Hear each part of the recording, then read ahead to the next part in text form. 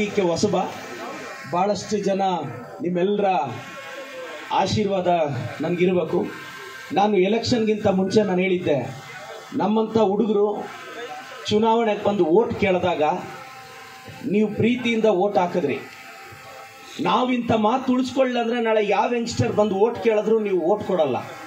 ನಾನಿವತ್ತು ಮೊದಲನೇದಾಗಿ 72 ಸಾವಿರ ಮನೆಗೆ, ಪ್ರತಿ ಮನೆಗೂ ನಾನು ಸೀರೆ ಅರಿಶಿನ ಕುಂಕುಮ ಕೊಟ್ಟಿದ್ದೀನಿ. ಈಗ 1 to 10 ಓದ್ತಾ ಇರೋ ಎಲ್ಲ ಮಕ್ಕಳಿಗೆ ನಾಳೆಯಿಂದ 20,000 ಮಕ್ಕಳಿಗೆ ಕಲರ್ ಡ್ರೆಸ್ಸು, ಅದು ಯೂನಿಫಾರ್ಮ್ ಅಲ್ಲ, ಕಲರ್ ಡ್ರೆಸ್. ಯಾಕೆ ಅಂದರೆ ಎಷ್ಟೋ ಜನ ಪೇರೆಂಟ್ಸ್ಗೆ ಒಂದು ಹಬ್ಬಕ್ಕೆ ಮಕ್ಕಳಿಗೆ ಒಳ್ಳೆ ಬಟ್ಟೆ ಕೊಡಿಸ್ಬೇಕು ಅಂದರೆ ಒಂದು 800,000 ರೂಪಾಯಿ ಆಗುತ್ತೆ.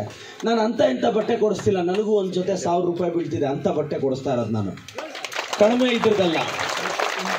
ನಾನು ನಾಳೆಯಿಂದ ನಿಮ್ಮ ಶಾಲೆಯಲ್ಲಿ, ಸರ್ಕಾರಿ ಶಾಲೆ, ಏಡೆಡ್ ಶಾಲೆಯಲ್ಲಿ ಮಕ್ಕಳಿಗೆ ಕೊಡಿಸ್ತಾ ಇದ್ದೀನಿ. ಈಗ 10th PUC ಡಿಗ್ರಿ ಓದ್ತಿರೋ ಪ್ರತಿ ಮಗುಗೂ ಆಲ್ರೆಡಿ 1,000 ರೂಪಾಯಿ ಸ್ಕಾಲರ್ಶಿಪ್ಪು, 1 ಕೋಟಿ ರೂಪಾಯಿವರೆಗೂ ನಾನು ಸ್ಕಾಲರ್ಶಿಪ್ ಕೊಟ್ಟಿದ್ದೀನಿ.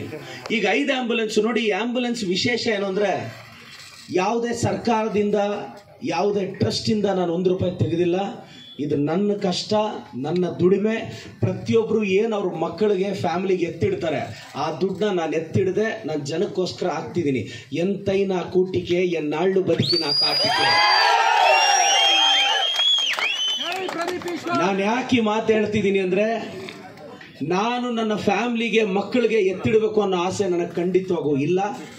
ನನ್ನಂಥ ಹುಡುಗನಿಗೆ 22-23 ದಿನದಿಂದ ಚುನಾವಣೆಗೆ ಬಂದಾಗ ನನ್ನ ಪಕ್ಷ ನನಗೆ ಗುರುತಿಸಿದೆ. ಈ ಜನ್ಮಕ್ಕೆ ನೀವು ಕೊಟ್ಟಿರೋ ಒಂದು ಗೆಲುವೆ ನನಗೆ ದೊಡ್ಡದು. ನಾನು ಮುಂದಿನ ಚುನಾವಣೆಯಲ್ಲಿ ಗೆದ್ರು ಸೋತ್ರು ಈ ಕಾರ್ಯ ನಿರಂತರವಾಗಿರುತ್ತೆ.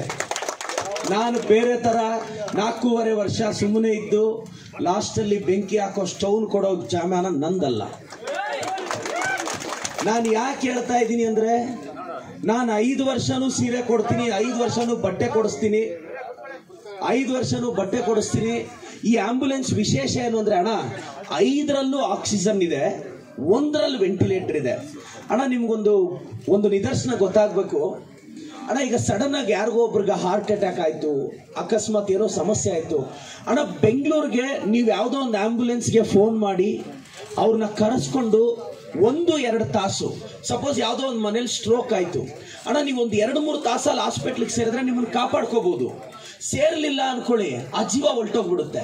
ಸೊ ಇಲ್ಲಿ ನಾವು ಇನ್ ಟೈಮ್ಗೆ ಆಸ್ಪತ್ರೆಗೆ ತಲುಪಿಸ್ಬೇಕು. ನಾನು ಬರೀ ಆಂಬ್ಯುಲೆನ್ಸ್ನ ಸುಮ್ಮನೆ ಮಾಡಿಲ್ಲ ನೋಡಿ. ನಿನ್ನೆಯಿಂದ ನಾನು ಚಿಕ್ಕಬಳ್ಳಾಪುರ ಸರ್ಕಾರಿ ಆಸ್ಪತ್ರೆಯಲ್ಲಿ, ಅಣ್ಣ ಈಗ ನಾನು ಬಂದಿದ್ದ ತಕ್ಷಣ ಗೌರ್ಮೆಂಟ್ ಹಾಸ್ಪಿಟಲ್ನ ಅರ್ಥ ಮಾಡಿಕೊಂಡೆ. ದಿನಕ್ಕೆ 1200 ಜನ ಪೇಷಂಟ್ಸ್ ಬರ್ತಿದ್ದಾರೆ.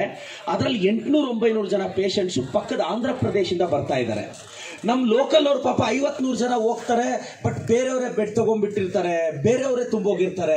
ನಾನು ಯಾಕೆ ರೀ ನಮ್ಮವ್ರಿಗೆ ಇದೆಲ್ಲ, ನಾನು ಖುದ್ದು ಅರ್ಥ ಮಾಡ್ಕೊಂಡು ಎಲ್ಲ ಡಾಕ್ಟರ್ಸ್ನ ಕರೆದು ಮಾತಾಡಿದೆ.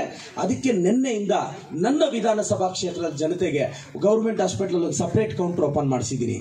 ಸ್ಲೋಲಿ ಈಗ ಮಾತಾಡ್ತಾ ಇದ್ದೀನಿ. ಯಾಕೆಂದ್ರೆ ಹಾಸ್ಪಿಟಲ್ ವಿಚಾರದಲ್ಲಿ ದುಡ್ಕಕ್ಕಾಗಲ್ಲ. ಯಾಕೆಂದ್ರೆ ಪಕ್ಕದ ಆಂಧ್ರ ಪ್ರದೇಶ ಆಗ್ಬೋದು, ಬೇರೆ ತಾಲೂಕಾರು ಆಗ್ಬೋದು, ಅವ್ರ ಜೀವನೂ ಮುಖ್ಯ. ಆದ್ರೆ ನಮ್ಮ ಜನ ನಾವ್ ಹೆಂಗ್ ಬೆಟರ್ ಕಾಪಾಡ್ಕೋಬಹುದು. ನಾನು ಏಕಾಏಕಿ ಹಾಸ್ಪಿಟಲ್ ಹೋಗಿ ಅದು ಹಂಗ್ ಮಾಡಬೇಡಿ, ಹಿಂಗ್ ಮಾಡಬೇಡಿ ಅಂತ ಡಾಕ್ಟರ್ ಏನಾದ್ರು ಕೋಪ ಮಾಡ್ಕೊಂಡ್ರೆ ಪೇಷಂಟ್ಸ್ ಜೀವ ಹೋಗ್ಬಿಡುತ್ತೆ. ಅದಕ್ಕೆ ನಾನು ಒಂದು ಮೆಡಿಕಲ್ ಮೇಸ್ಟಾಗಿ ಎಚ್ಚರಿಕೆಯಿಂದ ಸ್ಲೋಲಿ ಒಂದು 2-3 ತಿಂಗಳಲ್ಲಿ ನಮ್ಮ ವಿಧಾನಸಭಾ ಕ್ಷೇತ್ರದ ಜನತೆಗೆ ಬೆಟರ್ ಟ್ರೀಟ್ಮೆಂಟ್. ಮತ್ತೆ ಇದು ನೋಡ, ನಂದಿ ಭಾಗದಲ್ಲಿ ಒಂದು ಆಂಬ್ಯುಲೆನ್ಸ್ ನಿಲ್ಸಿರ್ತೀನಿ, ಮಂಚೇನಹಳ್ಳಿಯಲ್ಲಿ ಒಂದಿರುತ್ತೆ, ಪೆರೇಸಂದ್ರ ಒಂದಿರುತ್ತೆ, ಚಿಕ್ಕಬಳ್ಳಾಪುರ 2 ಇರುತ್ತೆ. ಇದು 24x7 ಡೇ ಶಿಫ್ಟ್ ಅಲ್ಲಿ 5 ಜನ, ನೈಟ್ ಶಿಫ್ಟ್ ಅಲ್ಲಿ 5 ಜನ. ಇವರು well train doctors. Well trained ಅಂದ್ರೆ ಅವ್ರಿಗೆ ಹೆಂಗಿರುತ್ತೆ ಟ್ರೈನಿಂಗ್ ಅಂದ್ರೆ, ಈಗ ಇನ್ನೊಂದು ವಾರದಲ್ಲಿ ನಮ್ಮ ಪ್ರೊಫೆಷನಲ್ ಡ್ರೈವರ್ಸ್ ಬರ್ತಾರೆ.